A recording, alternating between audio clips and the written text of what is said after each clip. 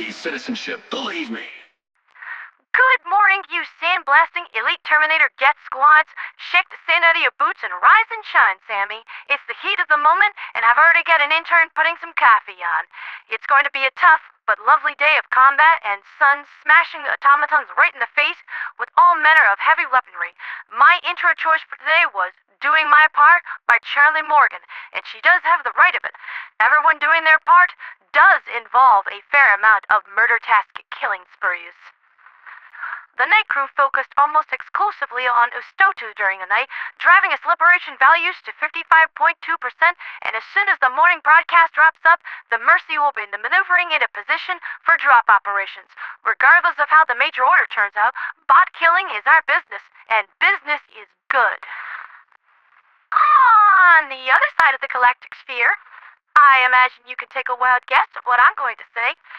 Istana still continues to lose ground, but considering the personal order for today is to kill 100 enemies using a flamethrower, the bug divers are probably all too happy to oblige. At this point, I think they're just happy to fight on Istana, their favorite battlefield, regardless of whether or not they're going to win. They're not likely to move, but they're having fun, so we should just leave them alone and let them enjoy themselves. We've got our part to do, and they've got theirs. Hey, at least they're keeping us flush on E710, and throwing 380s around does tend to burn a lot of juice. Before I close the show out, I want to tell you about a build I've recently come across and been having some fun with. I have discussed at some length on the GWW my past on the distant, isolated planet of Araxis, a horrible planet of constant eternal war with the Terran Republic, New Conglomerate, and Vanu sovereignty beating the snot out of one another all day, every day, for at least the last 10 years. Yep, your angel is an Araxis veteran, and I was very good at my job. What I'm getting at is that once High Command fixed some of the more glaring issues with the MG-206 heavy machine gun, setting it to its lowest firing rate of 450 RPM, with its individually powerful bullets blowing bot skulls apart like cheap balloons, and its recoil just making me bounce all over the place, it actually felt extremely familiar. During my time on Araxis, I had made extensive use of the NC-6 Gauss Saw, which is a weapon with almost identical performance. Yep, I was a member of the New Conglomerate, fighting against tyrannical oppressors in the name of freedom. Some things never change. Point is, the HMG in its current state is very good for blockbusting, and fills me with nostalgia and our enemies with lead with every pull of the trigger. Really, this thing does it all. Chaff skinny bots, hull guys, gunships, tank and cannon vents, factory shredder chin guns and eyes. So long as you have ammunition, the old reliable 206 will turn it into a chalk outline.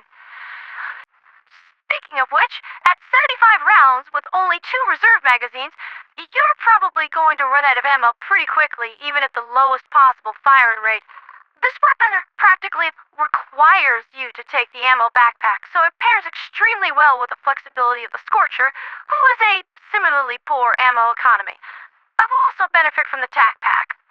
Furthermore, at the rate you'll be drawing ammunition from the pack, you'll almost always be flush with grenades, and your team will thank you for using stun grenades to keep the bots stun locked for easy disposal.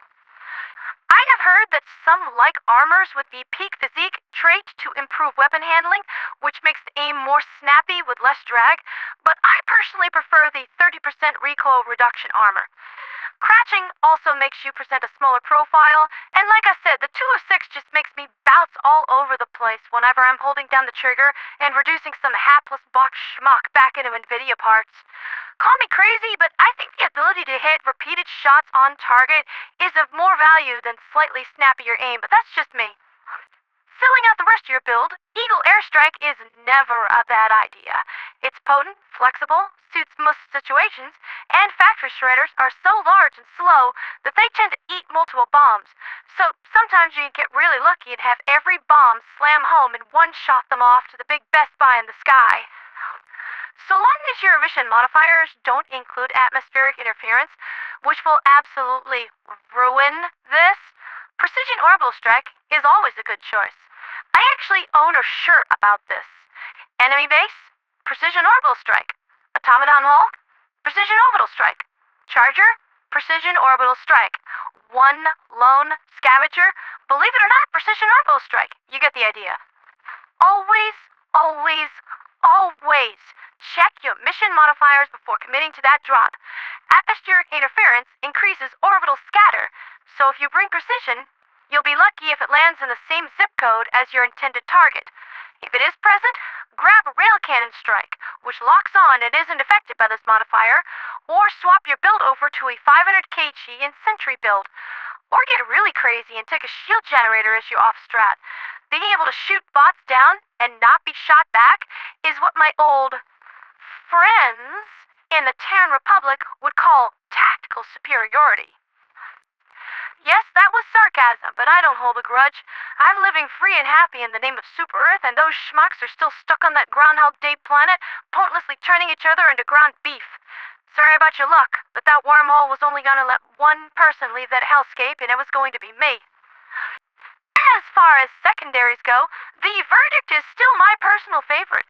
It hits rather hard, especially against skinnies and berserkers, which is what you'll need it on more often than not anyway, since they have a habit of showing up in places you really didn't expect them to be, and is very satisfying to use. Ever since this dropped on Polar Patriots, neither one of us really haven't used anything else, except maybe the grenade pistol when the intended build needed the ability to pop bop fabs or bungles.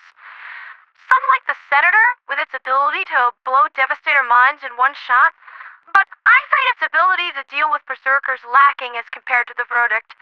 I don't need additional Devastator disposal support with this build. That's what the 206 is for. That's been Liberty's Latest with me, Pondera, the Radio Angel. With 1 day and 5 hours left on the clock, we are nearing the tail end of Operation Iron Wrath, so let's do everything we can today to try to grab for that victory. You know we can't manage every last bit of it. We can set up for future victories, so keep those spirits high. For liberty, for freedom, for democracy, and for Super Earth.